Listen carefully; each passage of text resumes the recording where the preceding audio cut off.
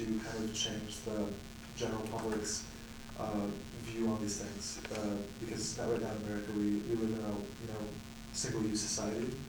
I was wondering if you guys could talk a little bit about that. Thank you.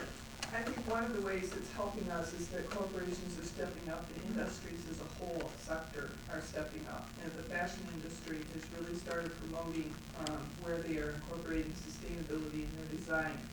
And as that becomes more aware, then people that wouldn't necessarily buy a reused product would buy a sustainable product. And we're starting to see that mobilization in several sectors, fashion being one of them, and also fashion being one of the ones with the biggest amount of waste. Corporations and corporate partners and industry sectors are going to help us. Another is universities in being able to tell the story.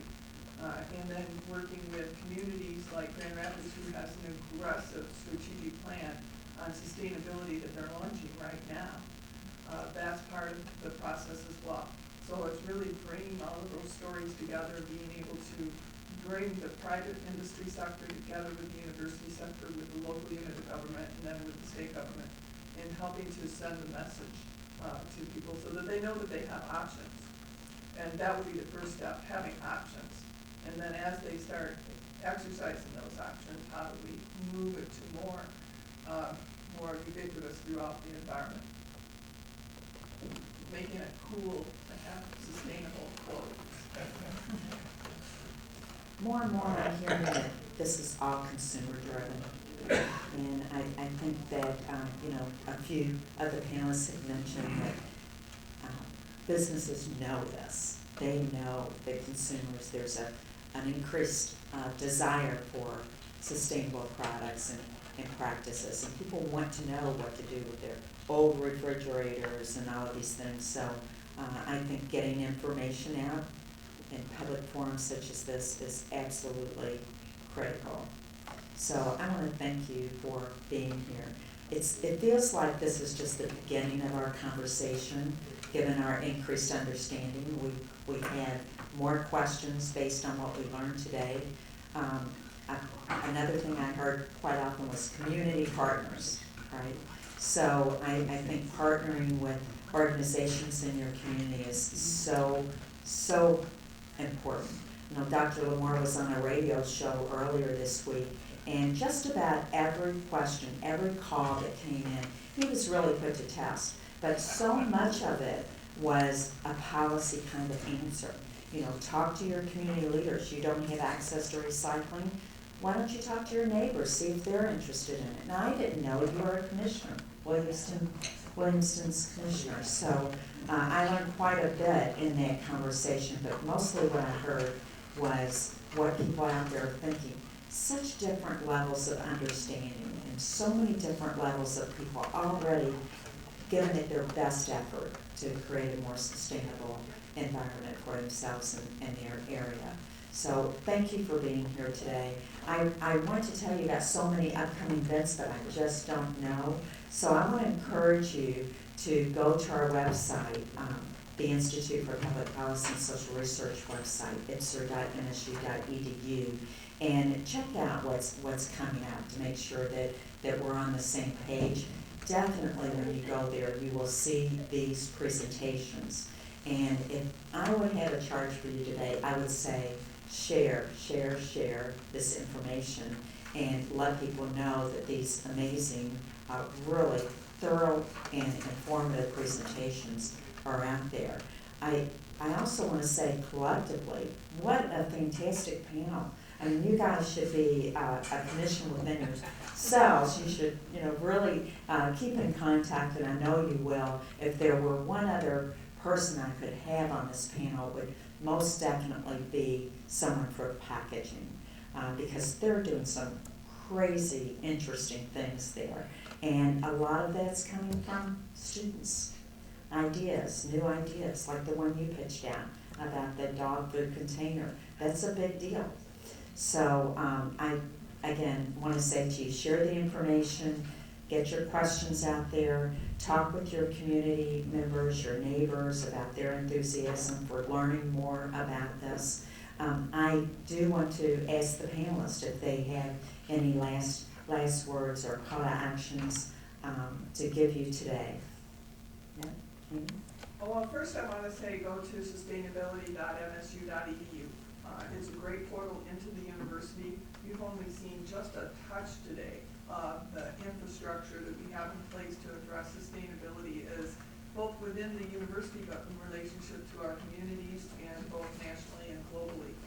So use that as your entry point. There's a email there that you can reach us, and that will get you to anywhere in the university that you need to in regards to a question around sustainability. Would you repeat the sustainability.msu.edu. If you Google MSU sustainability, it'll get you right there. It's the easiest way to get in, and then we'll get you to the professors, the faculty, the students, the RHS, the IPF, and all the three-letter acronyms that exist across the university. We do have a group of eco-reps. Eco-reps that are in the dorms that represent the students to encourage sustainability. We also have the Student Sustainability Leadership Council. Ethan Jodian here is a member of our council that has been bringing student organizations together to help them advocate for policy changes that they want. And then within the staff, we've established a waste waters program, and we have over 250 of our staff and faculty that serve as representatives and communicators for their buildings and their spaces around waste. And then we have our entire steering group for sustainability. So we put a whole organization together to be able to help in taking the message that we have within the university and starting to get it out. Because we have not been very good at telling our story, so that's what we're working on. And we're always looking for partners to be able to help us tell the story. I would just want to recognize my colleague, Mr. Jodoin, who is a graduating senior this year, who's been a leader in this research and outreach work, so I think if anyone is interested, they'd also want to talk to him. And my colleagues, Dr. John Schweitzer and Mr. John Melcher in the back room, who also have assisted in developing this work in this center, so I just want to recognize my colleagues there. Good work. Great team.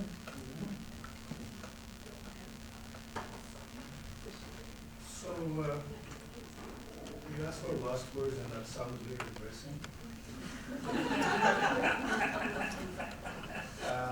So let's consider these as not my last words, but I wanted to sort of say one thing about the last question, which I thought was a very good question in terms of are there cultural aspects, putting aside the policy aspects, and I want to bring out an analogy that might be helpful, and that is the concept of health promotion. So people in the health sector have different options. It is very much like the sustainability issues. And take smoking, and you can deal with smoking after it caused a health problem, or you can deal with smoking through health promotion initiatives. So it's the same thing. You're absolutely right that if we could solve some of the issues through cultural change, but that would nevertheless require some investments and etc., just like they do in the health area. So you're absolutely right that there are other things than this policy. But Anne-Marie just told me to speak for 15 minutes, and you know how hard that was? Thank you very much. Again, this is an introduction. These folks are willing to speak with you more, and we were limited on our time today, as we often are, but this is the beginning of our conversation together and our meeting together. Thank you for being here today. Very much appreciate you being in the room and you participating through Zoom. We've had an important discussion. So carry on, stay safe, stay healthy, and we'll see you on April 15th for our next forum, hopefully. Bye-bye.